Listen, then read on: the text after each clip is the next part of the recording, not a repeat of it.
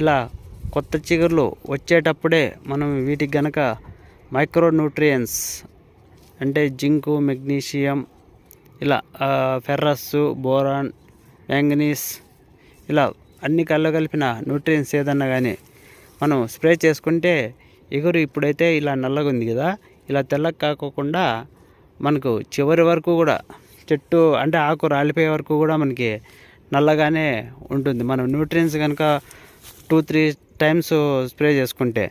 లేదు అంటే ఇప్పుడు ఒకవేళ ఇలా నల్లగా వచ్చినప్పటికీ కూడా ఎగురులో చివరకు ఇలాగ తెల్లగానే ఉంటాయి. అలా ఉండి ఉండి లాస్ట్కి ఇలా తెల్లగా అయిపోతాయి. ఇవన్నీ కూడా న్యూట్రియన్స్ లోపాలే. ఈ చెట్టుకైతే ఎక్కువ ఉన్నాయి.